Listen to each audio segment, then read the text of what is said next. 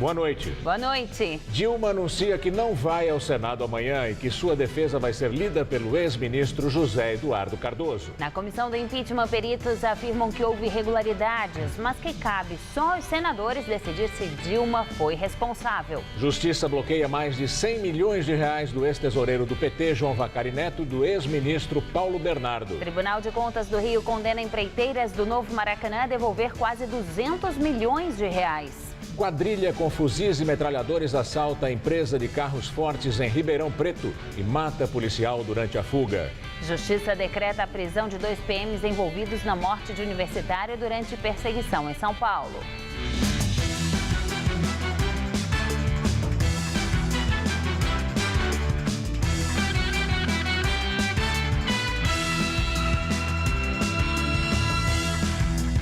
Um assalto cinematográfico à empresa Prosegur em Ribeirão Preto, no interior de São Paulo, causa pânico e termina com um policial morto. É o 5º caso de ataque a empresas de transporte de valores e carros fortes em pouco mais de 3 meses.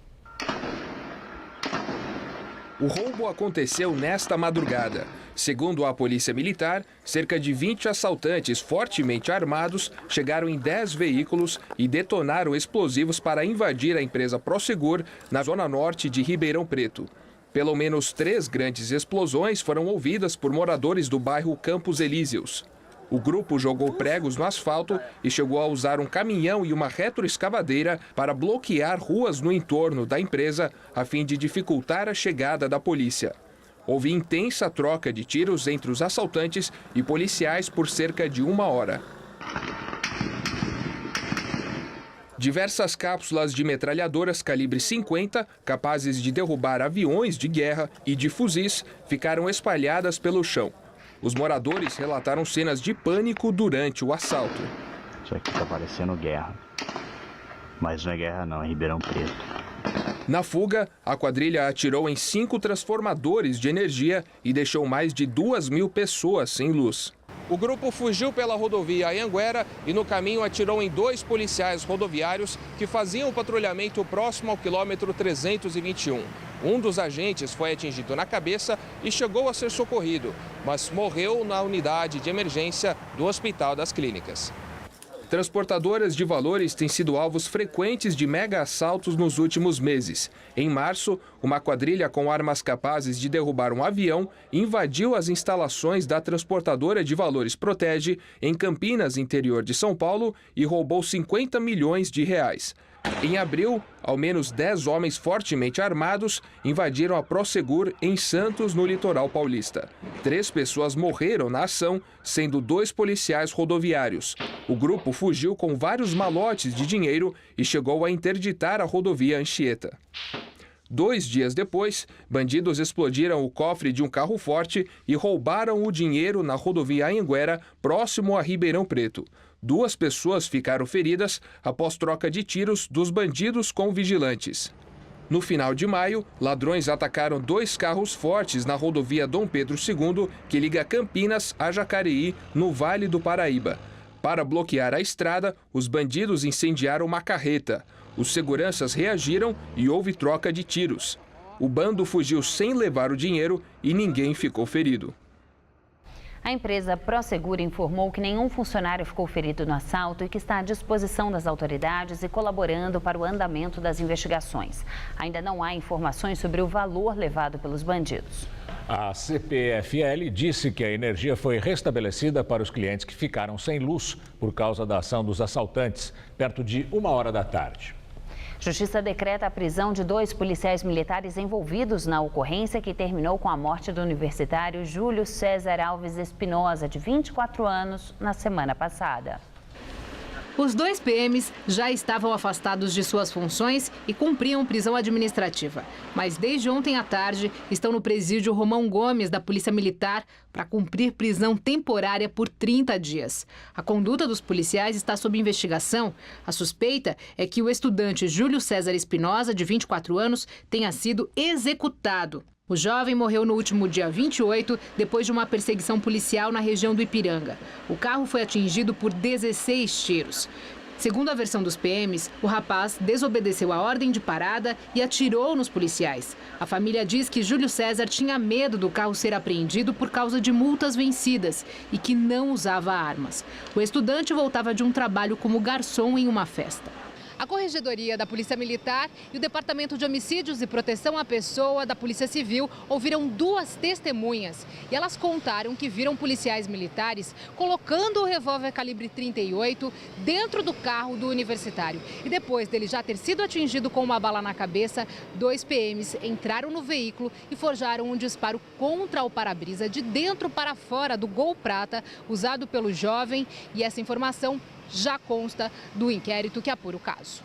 Ao todo, 10 PMs e 4 guardas civis de São Caetano do Sul participaram da ocorrência. Além dos 2 presos, há 4 policiais afastados. De acordo com a Corregedoria, o relato dos PMs tem falhas. Não sabem, por exemplo, dizer quantos tiros o jovem teria dado. A Justiça Federal do Rio de Janeiro aceitou a denúncia do Ministério Público Federal contra 16 pessoas por desvios de 90 milhões de reais dos fundos de pensão Petros, da Petrobras, e Postales, dos Correios. O dinheiro foi desviado a partir da emissão de títulos do Grupo Galileu e deveria ter sido usado na recuperação da Universidade Gama Filho. O esquema foi investigado na Operação Recomeço, deflagrada pela Polícia Federal no mês passado e que apurou os crimes de gestão fraudulenta, desvio de recursos de instituição financeira, associação criminosa e negociação de títulos sem garantia suficiente. Tornaram-se réus os empresários Márcio André Mendes Costa, Ricardo Andrade Magro, Roberto Rolan Rodrigues da Silva Júnior, Carlos Alberto Peregrino da Silva, Paulo César Prado Ferreira da Gama, Luiz Alfredo da Gama Botafogo Muniz, Adilson Florencio da Costa, além de outros 9 investigados. De acordo com a denúncia, o esquema era liderado pelo proprietário do Grupo Galileu, Márcio André Costa. Sem revelar seu voto, o deputado Ronaldo Fonseca, do PROS, entrega parecer do caso Eduardo Cunha à Comissão de Constituição e Justiça da Câmara. O voto deve ser revelado amanhã. Eu não gostaria que o meu voto fosse conhecido pela letra fria e posso garantir a vocês que o meu relatório é absolutamente técnico e imparcial. A defesa de Eduardo Cunha recorre da decisão do Conselho de Ética, que recomendou a cassação do mandato dele. A CCJ não tem o poder de reverter essa decisão. Apenas pode apontar se houve falha em algum ponto do processo e, se for detectado um erro, determinar que esse passo seja refeito. Eduardo Cunha é acusado de quebra de decoro por mentir sobre a existência de contas no exterior à CPI da Petrobras no ano passado. A discussão do parecer na CCJ vai ser na terça-feira que vem. A previsão é de que o caso de Cunha seja levado a plenário só em agosto, depois do recesso. O Procurador-Geral da República, Rodrigo Janot, diz que o deputado afastado, Eduardo Cunha, do PMDB, orientou repasses de propina ao ex-ministro do Turismo, Henrique Eduardo Alves. As informações são da Folha de São Paulo. Segundo o jornal, Henrique Alves, também do PMDB, recebeu ao menos $300 mil da Carioca Engenharia numa conta secreta na Suíça.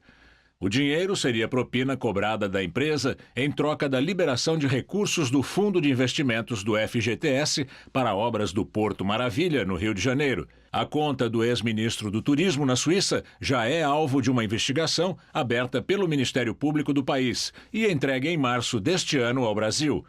Segundo Janot, a conta foi fornecida por Eduardo Cunha aos donos da Carioca Engenharia. O despacho de Janot faz parte das investigações da Operação Sepsis, que apura um esquema de corrupção que atuava na Caixa Econômica Federal. Henrique Alves seria um dos beneficiados. Na época dos repasses, em 2011, ele era líder do PMDB na Câmara e foi o responsável pela indicação de Fábio Cleto para a vice-presidência do banco. Tanto Cleto quanto Ricardo Pernambuco e Ricardo Pernambuco Júnior, da Carioca Engenharia, já tinham dito em delação premiada que Cunha cobrava propina de empresas que recebiam aportes do Fundo de Investimentos do FGTS. No mês passado, Janot denunciou Henrique Alves ao Supremo Tribunal Federal no esquema de corrupção da Caixa. E ele pediu demissão do cargo de ministro do Turismo. Tanto Alves quanto Cunha negam as acusações. A Justiça Federal de São Paulo bloqueou 102 milhões de reais do ex-ministro petista Paulo Bernardo, do ex-tesoureiro do partido João Vacari Neto e de outros investigados na Operação Custo Brasil. A decisão foi do juiz Paulo Bueno de Azevedo, da 6ª Vara Federal Criminal de São Paulo, responsável pelo caso. O valor é correspondente ao que teria sido desviado do Ministério do Planejamento, envolvendo a empresa Consist, também atingida pela medida. E não significa que os investigados tenham esse montante em dinheiro ou em bens. O ex-tesoureiro do PT, Paulo Ferreira, que teve outra vez a prisão decretada ontem, durante nova fase da Operação Lava Jato, teve bloqueados R$ 755 mil. O ex-ministro Carlos Gabas e o ex-secretário da gestão Haddad, Walter Correia, que também são investigados, tiveram R$ 7 milhões e 200 mil bloqueados. A editora 247, que edita o site Brasil 247, R$ 120 mil. De acordo com a Polícia Federal, a fraude em contrato de empréstimos consignados no Ministério do Planejamento teve início quando Paulo Bernardo comandava a pasta. Ainda segundo a investigação, Bernardo, que chegou a ser preso, era beneficiário do esquema. O dinheiro teria sido usado para pagar gastos pessoais, aluguel de garagem, loft. Ele foi solto após determinação do ministro do STF, Dias Toffoli. No despacho que determinou os bloqueios, o juiz afirma que 2 delatores diferentes apontam João Vacari, que está preso em Curitiba, dentro da Lava Jato, como uma espécie de mentor do esquema e o PT como principal beneficiário. O juiz também tinha determinado o bloqueio das contas do PT, mas o partido conseguiu reverter essa decisão, alegando que a conta recebe o dinheiro do fundo partidário. O Partido dos Trabalhadores afirma que não cometeu irregularidades. A defesa de Paulo Bernardo diz que vai pedir a revogação do bloqueio e afirma que as suspeitas do Ministério Público são infundadas. O advogado de João Vacari, Luiz Flávio Borges Durso, afirmou que os bens do ex-tesoureiro já estavam bloqueados desde o ano passado, devido a outras ações em que Vacari é investigado. Com relação às acusações contra ele, Durso afirmou que elas estão baseadas em palavras de delator e ainda não foram comprovadas por meio de provas. A comissão do impeachment ouviu junta pericial do Senado e da acusação. Os primeiros a falar foram os peritos do Senado. Eles reafirmaram que os decretos de suplementação de crédito editados em 2015, sem autorização do Congresso por Dilma Rousseff, e também os atrasos do Plano Safra, as chamadas pedaladas fiscais, foram ilegais. No entanto, falaram que não há prova de que a petista agiu diretamente para ordená-las. Do ponto de vista estritamente da junta, não há nenhuma confusão ou nenhuma dúvida de que há incompatibilidade, porque diante do ordenamento jurídico posto, não é, uma lei por fazer não tem o condão de se sobrepor a uma lei que está posta. Não é? E diante de um quadro fiscal que se deteriorava, naquele momento havia então uma necessidade de observância dessas restrições postuladas pelo Congresso. Para o coordenador da perícia, a edição dos decretos impactou negativamente a meta fiscal e contribuiu para a crise financeira atual. Depois, os senadores ouviram a assistente pericial da acusação, Selene Pérez Nunes. Ela afirmou que concorda com o laudo do Senado quase por inteiro e que a divergência é muito pontual.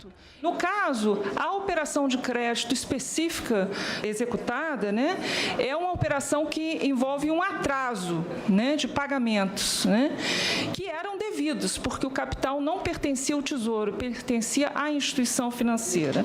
As versões dos peritos também repercutiram entre os senadores pró e contra o impeachment.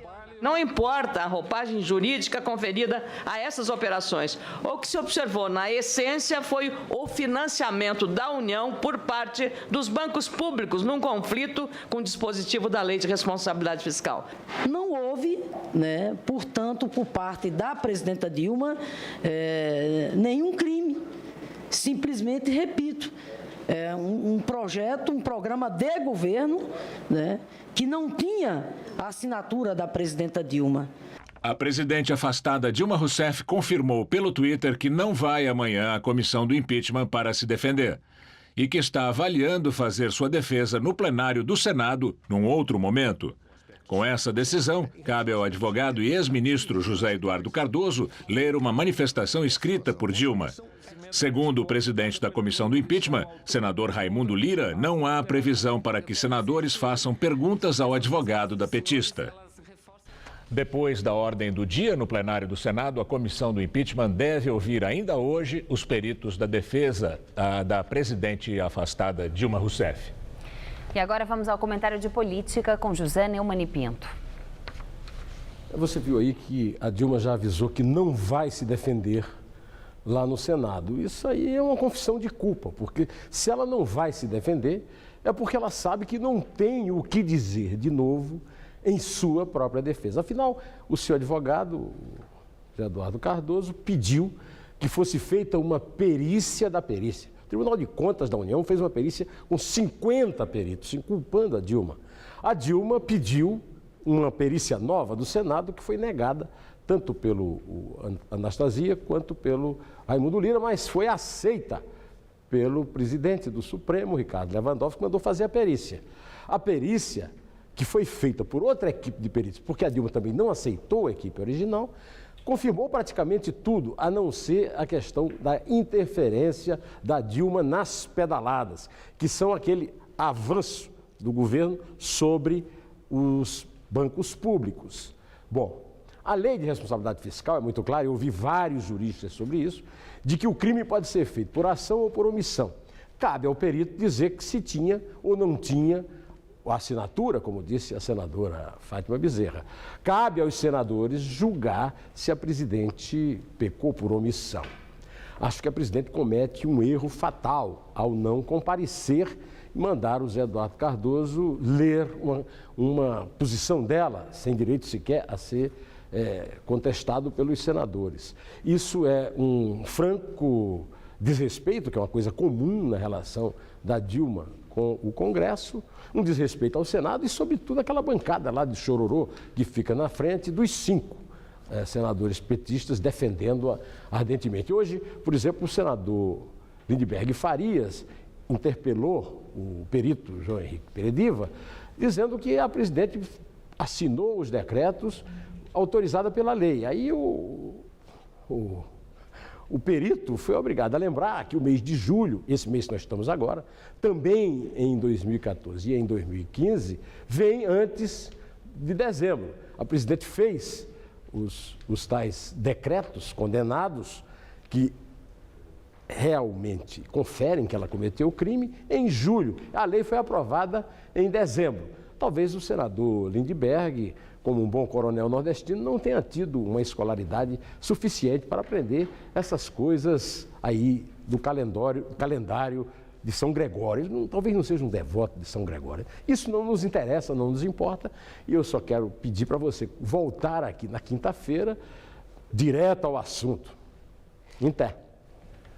Funcionários demitidos em massa há 10 meses da Unimed paulistana dizem não ter recebido os direitos trabalhistas.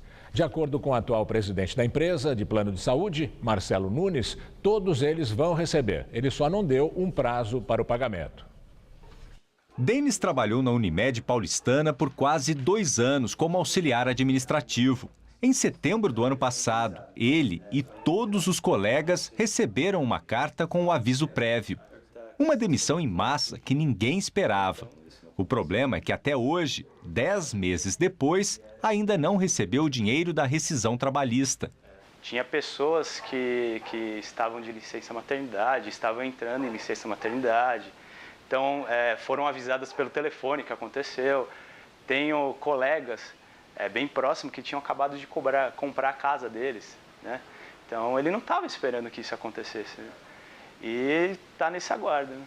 Não recebi o salário do final de outubro, não recebi a minha rescisão, não recebi a multa dos 40%. Não recebi nada. Ele entrou na justiça com uma ação coletiva. O Ministério do Trabalho já protocolou só este ano mais de 2.000 ações de ex-funcionários e clientes do plano de saúde. A dívida da Unimed paulistana com fornecedores e funcionários é de cerca de 500 milhões de reais. O valor foi levantado pela Câmara Municipal de São Paulo durante uma CPI criada em fevereiro para investigar planos de saúde. A comissão parlamentar de inquérito concluiu que houve má gestão dos diretores da cooperativa.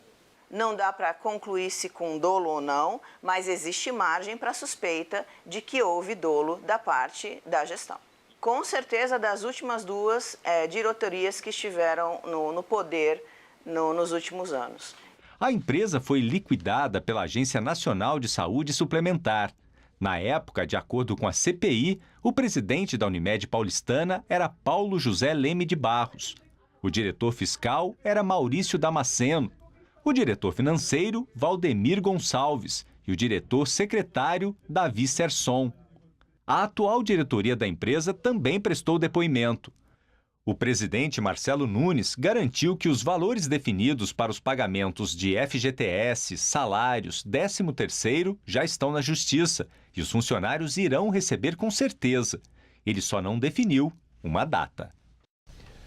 A produção do Jornal da Gazeta entrou em contato com o advogado dos ex-diretores da Unimed Paulistana e também do presidente Paulo José Leme de Barros, mas não conseguimos resposta. Agora, uma correção necessária. Numa reportagem sobre a crise na Unimed Paulistana, que nós mostramos aqui no Jornal da Gazeta anteontem, dia 5, nós dissemos que Maurício Damasceno Silva era diretor fiscal da entidade.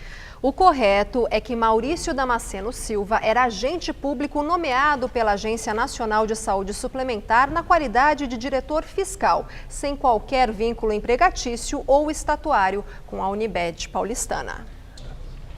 Uma alternativa à adoção de crianças e adolescentes que vivem em orfanatos está se tornando cada vez mais comum em São Paulo.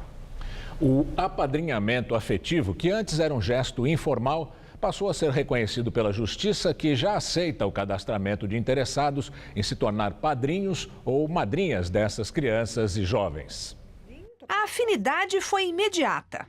A gente teve uma sintonia desde o início, né? Nós nos gostamos logo desde o início e isso continua forte até agora. Sérgio acolheu um menino que vive num abrigo desde bebê. Portador de uma forma leve de autismo e já com 10 anos, tem pouca chance de ser adotado. Os dois se encontram toda semana. O papel do Sérgio é o de padrinho. Vamos a teatro, vamos a cinema, visitamos alguns parques, algumas festas, de família que ele já começa a participar comigo. Não é caridade, é compromisso. É fazer essa ponte com a sociedade, mostrar para ele como é que é o mundo externo. Como é que a gente vive no dia a dia normal, como é que uma família normal atua no dia a dia, como é que são as responsabilidades dos filhos com os pais, que às vezes eles podem ter algum tipo de ideia, uma fantasia que o mundo lá fora é mais simples e mais fácil. Então eu acho que o nosso papel é mostrar que não é tão simples assim e que a gente está aqui para ajudar. E de repente tudo mudou na vida dele. A princípio, a gente não entendia que o envolvimento ia ser tão grande, porque eu estou preocupado como é que ele se desenvolve na escola, como é que é o dia a dia dele, já virou parte de mim. Para participar do projeto, é preciso ter mais de 21 anos e frequentar um curso de formação para se habilitar junto à Vara da Infância e da Juventude. O cuidado é para não gerar nas crianças falsas expectativas de que um dia elas vão poder morar com os padrinhos ou madrinhas. A adoção não é uma opção. Nesse momento. Então, a expectativa realmente existiu. E a gente tem tratado disso com cuidado, com um pouco de carinho, de atenção, para que essa pessoa também não se sinta novamente abandonada. Ao contrário da adoção, no apadrinhamento, a pessoa não detém a guarda da criança ou do adolescente, que continua sob a tutela do Estado. O compromisso do padrinho, da madrinha, é afetivo. E a ideia é estabelecer um vínculo de longo prazo, pelo menos até que o afilhado complete 21 anos. Acompanhar o menino depois que ele faz 18 e sai do serviço de acolhimento, pelo menos por mais 3 anos, dá a ele também a tranquilidade de que tem alguém o acompanhando nesse período que é de muita transformação, que é de muitos desafios. Rodrigo e a namorada Regiane têm juntos 2 afilhados, uma menina de 14 anos e o irmão dela de 12. Para o casal, essa convivência, que começou faz poucos meses, veio para ficar. Na nossa cabeça é para sempre. A gente pensa nos meninos o dia inteiro, a gente quer participar da vida deles o dia inteiro. Fora o amor que preenche completamente seu coração, assim. O presidente da Argentina, Maurício Macri, pede mais flexibilidade da França nas negociações de acordo entre a União Europeia e o Mercosul. Em encontro com a chanceler alemã Angela Merkel, Macri pediu uma postura mais flexível da França nas questões sobre agricultura. Ele disse que o capítulo mais difícil é a agricultura com Brasil, Argentina, Uruguai e Paraguai, e que confia na capacidade de liderança da Alemanha. Angela Merkel reconheceu que a agricultura é a parte mais complicada das negociações, não só para a França, mas também para a Alemanha, e elogiou as primeiras medidas da equipe econômica argentina. E agora vamos ao comentário de política internacional com João Batista Natali. O Mercosul está em crise, mas isso não é novidade. O bloco, que foi criado há 25 anos, nunca funcionou direito. O Mercosul deveria juntar as economias de 5 países sul-americanos, que são Brasil, Argentina, Uruguai, Paraguai e mais a Venezuela, que entrou quando o bonde já estava andando. Mas o beabá dessa integração seria a comercial. Ela acabou tropeçando em crises cambiais e no protecionismo. Pois a crise agora é política. A presidência do Mercosul funciona num sistema de rodízio com troca a cada 6 meses. O atual presidente é o Uruguai e o seguinte deveria ser a Venezuela.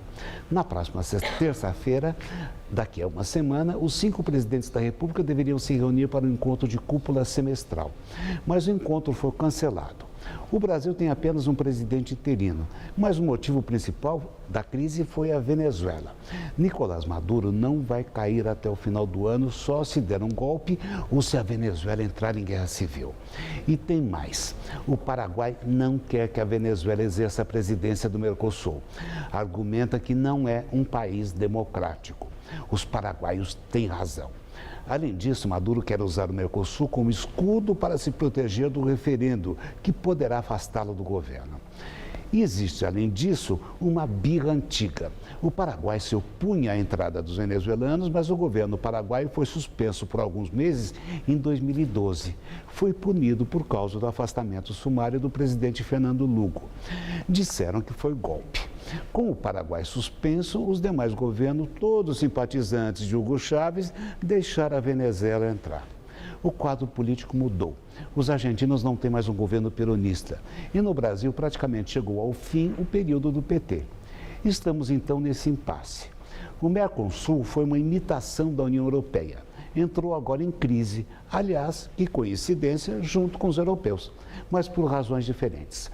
Por lá, o bloco foi machucado pelo referendo em que o Reino Unido decidiu cair fora.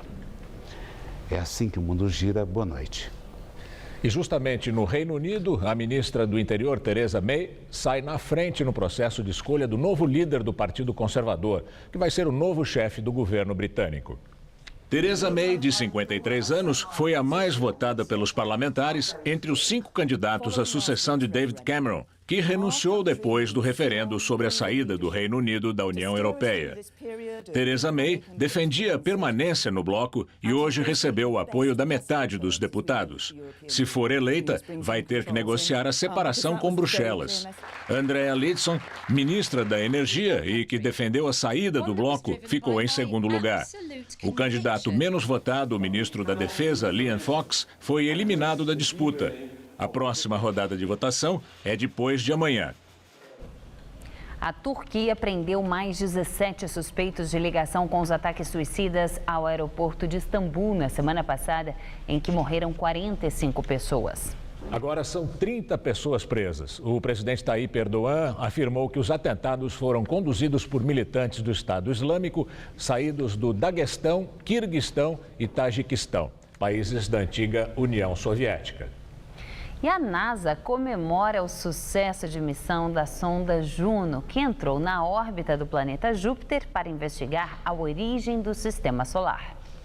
Os pesquisadores do Centro de Controle da NASA na Califórnia não contiveram a alegria depois de minutos aguardando o resultado de uma manobra arriscada que permitiu que a sonda entrasse em órbita com o maior planeta do sistema solar.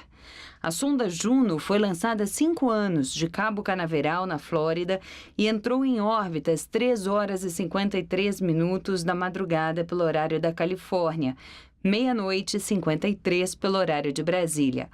Um dos principais objetivos da sonda é estudar a composição e origem de Júpiter, o primeiro planeta a se formar depois do Sol, além de ajudar nas pesquisas sobre o início do Sistema Solar.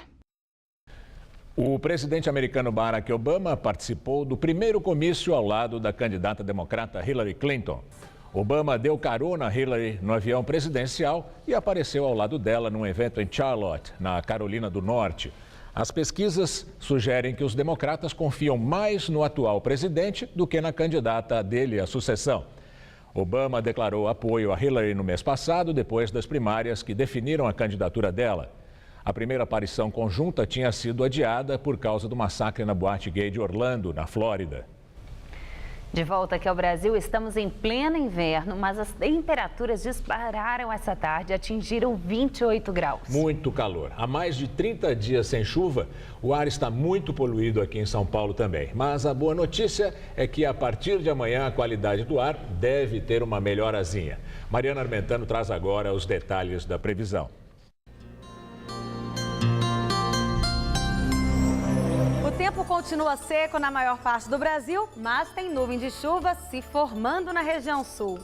Uma frente fria espalha nuvens bastante carregadas amanhã, desde o Rio Grande do Sul até o sul do Mato Grosso do Sul.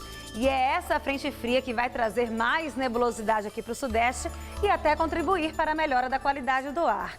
Para a faixa norte do país e ainda para o litoral do Nordeste, as chuvas vão continuar acontecendo de forma pontual. Nas outras áreas do país, nada muda e o tempo se mantém firme, quente e seco. A máxima chega aos 26 graus em Salvador, aos 33 no Rio de Janeiro e aos 37 graus em Palmas, no Tocantins. Já em Porto Alegre, a máxima fica em torno dos 22 graus ainda pela manhã, mas ao longo do dia as temperaturas vão despencar com a chegada de uma nova massa de ar polar e a noite será bem fria por lá. Detalhando agora o mapa de São Paulo, vemos um pouco mais de nebulosidade no sul e no oeste do estado, mas mesmo assim não há previsão de chuva, apenas um chuvisco nas áreas que fazem divisa com o Paraná. O vento deve soprar de forma moderada e traz uma melhora para a qualidade do ar. A temperatura cai um pouco, a máxima não vai passar dos 24 graus em Presidente Prudente, em Bauru, mais ao centro do estado, mínima de 16 e máxima de 26 graus amanhã, e em Sorocaba a máxima vai ficar em torno dos 25 graus. Vamos ver as temperaturas aqui na Grande São Paulo? Nessa próxima madrugada, mínima de 14 e máxima amanhã à tarde de 26 graus. Na quinta, refresca mais e as temperaturas ficam entre 12 e 21 graus. Já a sexta-feira deve começar gelada, com mínima só de 9 graus e máxima prevista à tarde de 20 graus. Procuradoria Regional da República no Rio pede o afastamento do desembargador Antônio Ivan Atier como relator do processo sobre a Operação Saqueador. A ação deflagrada na semana passada levou à prisão do empreiteiro Fernando Cavendish, dono da Delta, e do empresário Carlinhos Cachoeira. No pedido, a procuradora Mônica de Ré afirma que o advogado de Cavendish, Técio Lins e Silva, mantém relação de amizade com o desembargador que é relator do caso. Foi o desembargador Ivan Atier quem transformou em prisão domiciliar a prisão preventiva de 5 envolvidos na Operação Saqueador. No entanto, eles não foram soltos pela falta de tornozeleiras eletrônicas. De acordo com o jornal O Globo, Atier já teria se declarado suspeito para atuar em casos que envolvem Cavendish. O dono da Delta e Carlinhos Cachoeira são acusados de integrar um esquema que lavou ao menos 370 milhões de reais desviados de verbas públicas. Os limites da lei e excessos da justiça na entrevista do dia, com Maria Lídia Flandoli. Entrevisto Carlos Ari Sundfeld, professor titular da Fundação Getúlio Vargas Direito de São Paulo e é também presidente da Sociedade Brasileira de Direito Público. Muito obrigada, doutor Ari, por estar conosco. Bom, eu quero voltar àquele caso da prisão do ex-ministro Paulo Bernardo, que aí reacendeu a polêmica sobre excessos da justiça na questão das prisões provisórias. O ministro Dias Toffoli, do Supremo, acertou, corrigindo o eventual excesso de ministro de primeira instância da Justiça Federal, ao soltar Paulo Bernardo, ou Toffoli deu razão para a desconfiança sobre a isenção da sentença dele, como argumentam alguns advogados, principalmente porque entendem que o foro não era o Supremo, mas devia ser um tribunal regional federal. Quero ouvir do senhor se há descompasso, né, nessas decisões e ação da Justiça. Essa é uma medida excepcional, é preciso ter claro isso. E a Justiça considera que é possível dar habeas corpus de ofício, foi o que ele fez. Isto é, se um tribunal mesmo superior, pulando as outras instâncias, fica sabendo de uma grave ilegalidade que atenta contra a liberdade individual, excepcionalmente ele pode dar o habeas corpus de ofício, pulando assim então a competência dos juízes inferiores. Mas no caso cabia? É polêmico, é muito polêmico, porque era possível submeter e era normal que se submetesse a decisão do juiz de primeira instância da Justiça Federal ao Tribunal Regional Federal. Esse seria o normal, inclusive para preservar o exame pelo Tribunal Regional Federal da totalidade da operação. Mas o ministro achou que havia uma excepcionalidade. Como são juízos especiais, é difícil fazer uma avaliação. Mas uma coisa importante é que, sendo excepcional, esse tipo de habeas corpus não pode se tornar comum, porque senão o Supremo vira uma vara comum da Justiça Penal. E já é sobrecarregado, né? Incrivelmente sobrecarregado com as suas competências normais. Bom, a outra, ainda em relação a esse caso Paulo Bernardo, aquela ordem de busca e apreensão onde moram Paulo Bernardo e a mulher dele, senadora Gleisi Hoffmann. Bom, senadores, mesmo que não sejam do PT, e os aliados partidários da senadora reagiram muito fortemente, entendendo que houve aí um grande excesso da justiça. Porque ela tem foro privilegiado, Gleisi Hoffmann. O que eu quero saber é se houve desrespeito aos direitos da senadora Gleisi Hoffmann. Creio que não. Há um certo exagero dos senadores que é compreensível. Eles são muito ciosos das suas prerrogativas. E o argumento deles é de que o foro especial da senadora acaba gerando uma espécie de foro especial para a casa da senadora. Então, tudo que estiver lá é protegido por um foro especial e, portanto, na casa dela só se poderia entrar com ordem do Supremo Tribunal Federal. O marido dela não tem foro especial, ele não é senador. Essa é uma tese exagerada. Não é possível imaginar que a casa de um senador, de um parlamentar, é uma espécie de embaixada, um território estrangeiro. É exagerado. É claro que a Justiça poderá eventualmente verificar que foram apreendidos documentos que não são dele, são dela, e nesse caso deverá se remeter o assunto ao Supremo Tribunal Federal. Sem exageros na prerrogativa de foros, eu acho que uma diretriz importante. Bom, agora a Michel Temer, tanto ele próprio como os aliados de Temer argumentam que existe uma inibição para ações de governo que acelerem o processo de crescimento pelo fator interinidade. Então, o que eu quero saber é se isso é mera desculpa ou se a interinidade impõe barreiras para ações de governo do presidente em exercício. Esse é um juízo de prudência política. O presidente está falando de limites políticos e não exatamente de limites jurídicos. Se há o afastamento de um presidente titular por qualquer razão, doença ou um processo ou uma licença, é preciso que o substituto exerça plenamente o poder, porque as coisas acontecem a todo momento e tem que ser respondidas. Quer dizer, não há limites. Não há limites jurídicos ao que se pode fazer, ainda que as medidas que o presidente da República possa tomar tenham efeitos para o futuro. Um exemplo, o presidente pode indicar ao Senado alguém que, aprovado pelo Senado, vai ser diretor de agência reguladora, vai ser juiz do Superior Tribunal de Justiça. Tem efeitos, portanto, por décadas, não é uma decisão como essa. Mas é evidente que ele tem que exercer a competência plenamente, senão o país ficaria no vácuo. Agora, politicamente, o presidente tem que entender que ele tem limites. ele tem não só que buscar apoio ao Congresso para aprovar as suas medidas, mas tem que entender que é preciso respeitar a hipótese de o Senado não aprovar o impeachment. Então, é um limite que ele vai medindo politicamente. Bom, agora a defesa da presidente afastada Dilma. José Eduardo Cardoso diz que aquela perícia que foi feita por auditores lá do Senado mostram ausência de intenção da presidente no episódio dos decréditos dos créditos suplementares e que Dilma nunca foi alertada por órgãos técnicos que os tais decretos poderiam possibilitar uma ofensa à meta fiscal. Zé Eduardo Cardoso diz que quem não é avisado de algo não age de má fé. Eu quero saber se esse é um argumento irretorquível. É polêmico, é polêmico. O que é que está em jogo aqui?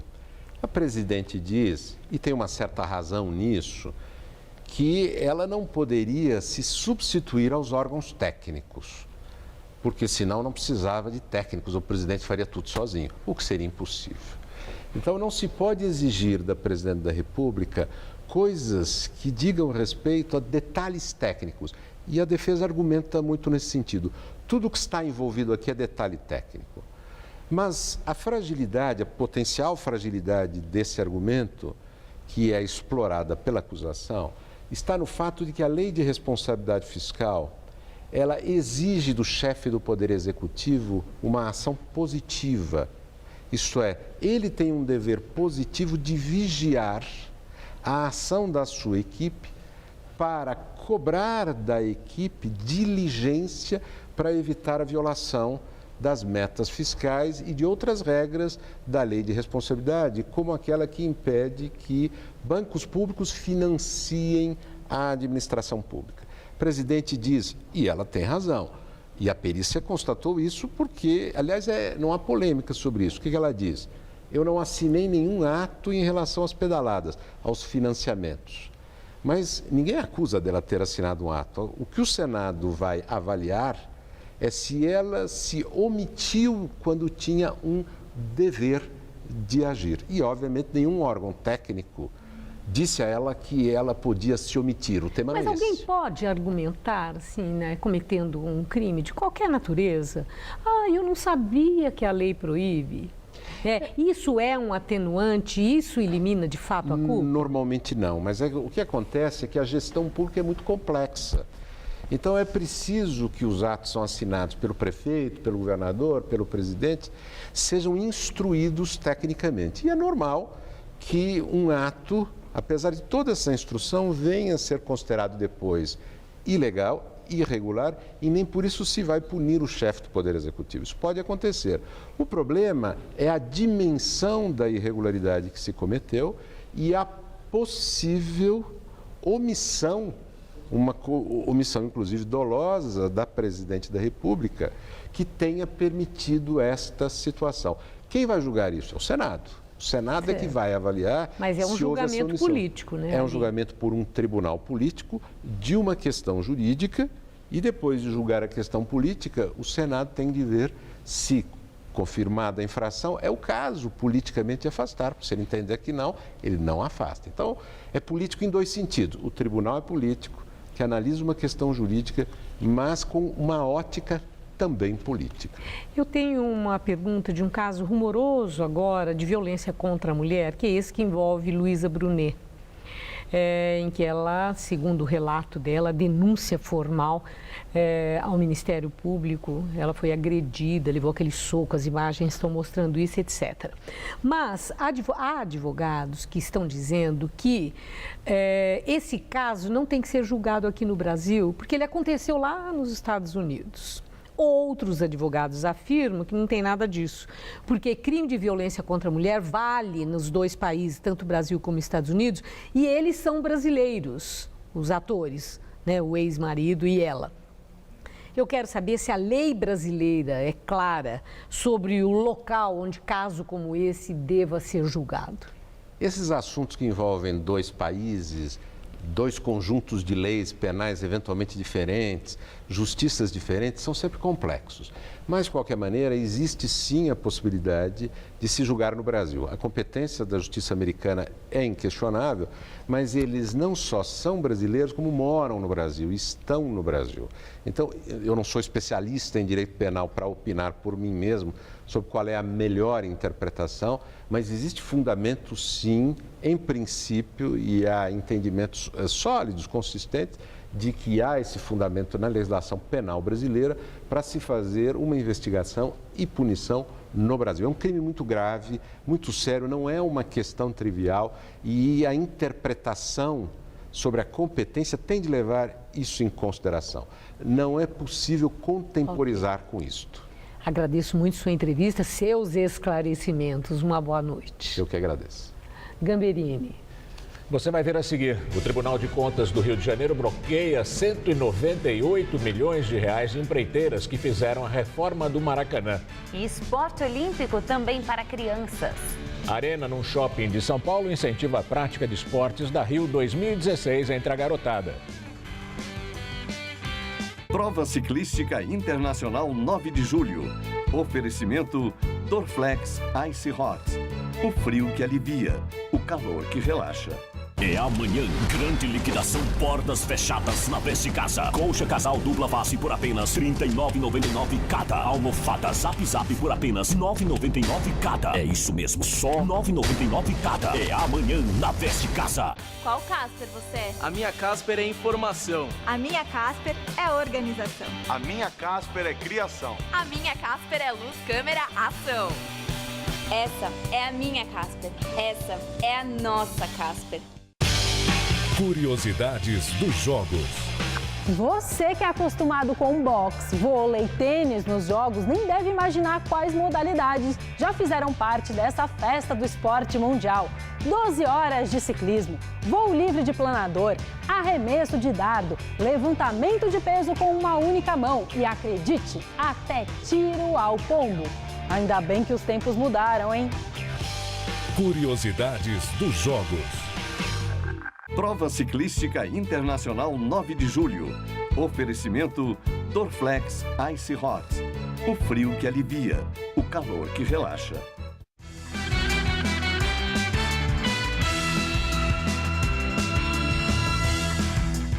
E agora as notícias do esporte com Juliana Verbonen e Anita Pasques.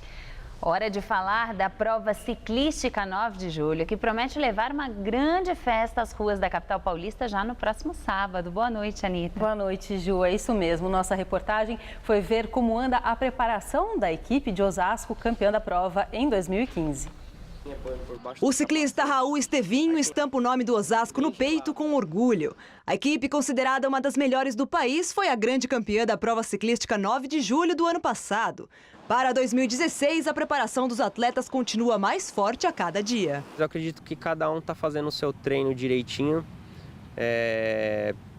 tanto com uma aceleração atrás de uma moto para ganhar velocidade por ser uma prova rápida, quanto com resistência numa estrada, um treino longo de 4 ou 5 horas. Na prova 9 de julho do ano passado, Raul Estevinho ficou apenas na posição de número 79. Mas isso não significa que o atleta foi mal na competição. Foi uma maneira de ajudar seus companheiros e ver sua equipe ser campeã da prova. Eu faço aquele trabalho do gregário. Então eu trabalho durante a prova, a gente faz a proteção do sprinter, que é o atleta que vai chegar para finalizar a prova, para vencer a prova mesmo. Dificilmente ele vai colocar a cara no vento, Ou seja, ele vai ficar o tempo inteiro no vácuo, melhor posição possível. Geralmente quem está ali na chegada é só quem faz aquela parte de explosão final mesmo. Agora o futebol. Em novo dia e horário do Campeonato Brasileiro, Palmeiras visitou o Sport em Recife ontem. É isso, Ju. E não foi a passeio, viu, gente? O Palmeiras conquistou uma ótima vitória na Ilha do Retiro e voltou à liderança isolada com 28 pontos, 3 a mais que o Corinthians. Na Ilha do Retiro, o líder Palmeiras visitou o Sport. Eric recebeu de Gabriel Jesus e se antecipou à zaga para fazer 1 a 0 Verdão. Primeiro gol dele pelo time paulista. O Leão chegou ao empate aos 13 do segundo tempo. Gabriel Xavier foi mais rápido que Fernando Praz, tirou o goleiro da jogada e deixou tudo igual. 7 minutos depois, Thiago Santos descolou um ótimo passe para Gabriel Jesus e o garoto bateu forte para colocar o Palmeiras na frente outra vez. E por pouco o atacante não fez o segundo dele no jogo. Ele recebeu livre na área, mas foi derrubado pelo goleiro Agenor. Pênalti. Na cobrança, Cleiton Xavier marcou o terceiro e definiu o resultado no Recife. 3-1 placar final. E amanhã tem Libertadores da América. São Paulo e Atlético Nacional da Colômbia entram em campo 9h45 da noite no Morumbi pelo primeiro jogo da semifinal da competição. E hoje à tarde o técnico Edgardo Balsa falou sobre a expectativa para essa partida. Agora há pouco, aqui no estádio do Morumbi, teve início o treinamento fechado à imprensa do São Paulo, um dia antes da partida decisiva contra o Atlético Nacional, jogo de ida da semifinal da Copa Libertadores. E o técnico Paton Balsa concedeu a entrevista coletiva antes desse treinamento. Nós tivemos muitas lesões. No total foram 6 importantes em atletas que vinham jogando. Alguns acabaram se recuperando, outros não. Acho que não estamos chegando nas mesmas condições nas quais terminamos o último jogo da Libertadores, mas tudo bem. Isso não é desculpa. Vamos jogar uma semifinal, um jogo que todo mundo quer jogar. Vamos nos entregar totalmente para tentar chegar à final.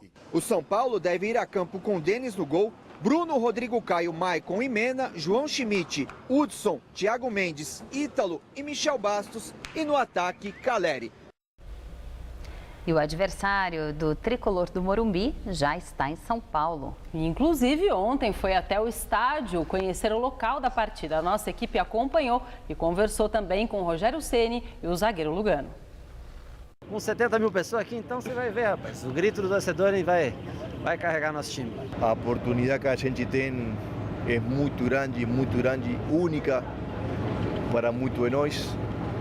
Como para ficar se lamentando e botando excusas em quem não está ou em dificuldade que a gente tem. O Atlético Nacional vem para estragar o sonho tricolor. Perdeu jogadores pelo caminho, não a força. Você vai tentar conservar Nós vamos tentar manter o que estamos fazendo. Conservamos uma boa base do time titular. O estilo não vai mudar, porque é assim que é o Nacional, uma equipe que sempre tenta jogar bem. Que tenta fazer bom futebol. E a corrupção invadiu também o noticiário esportivo. O Tribunal de Contas Estadual do Rio de Janeiro bloqueou 198 milhões de reais de empreiteiras que fizeram as obras de reforma do Maracanã.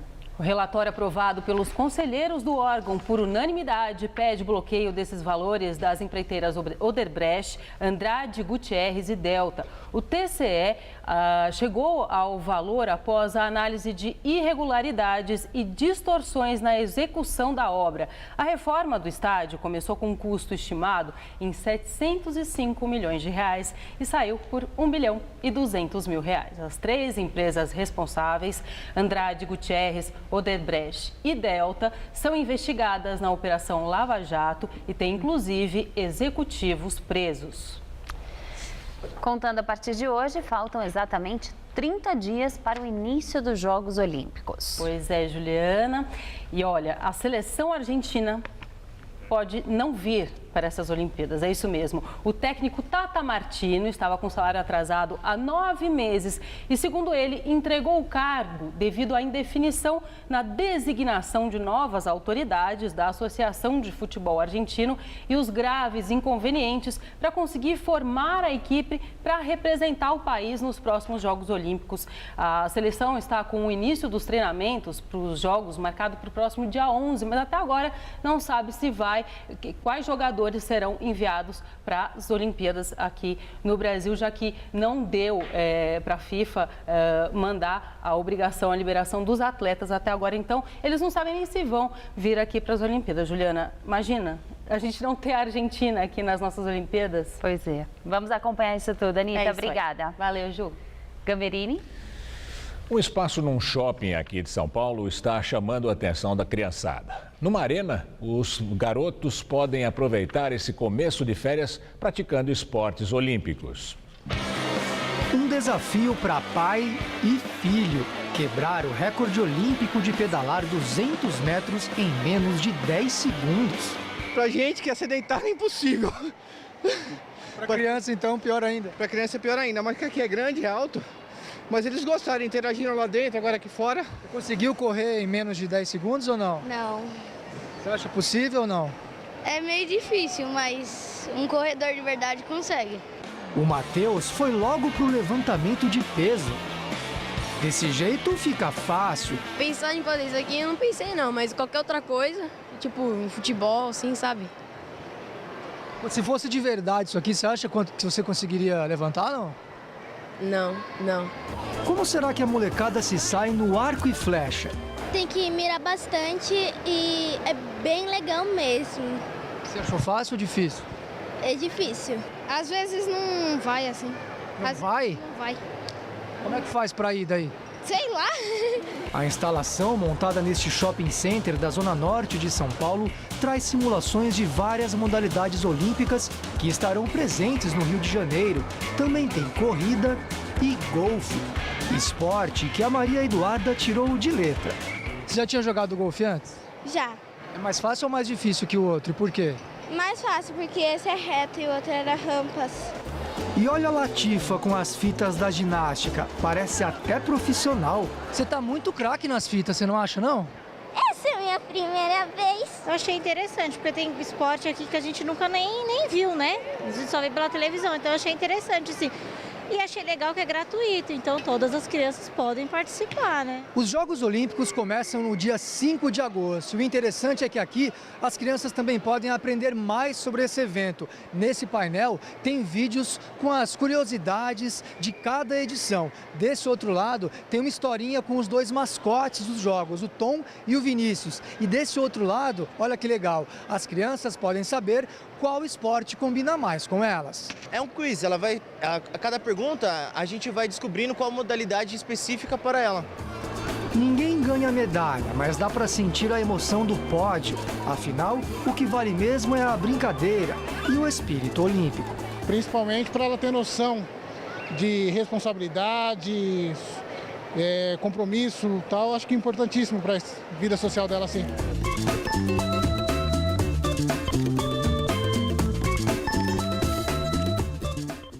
A Arena Esportes Rio 2016 fica no Santana Park Shopping até o dia 18 deste mês. A entrada é de graça.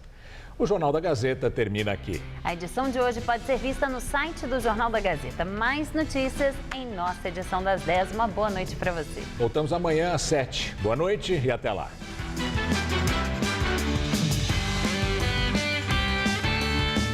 Adotar um estilo de vida sustentável é mais simples do que você imagina. Saiba como em São Paulo Verde. Estreia nesta sexta, 11h30 da noite.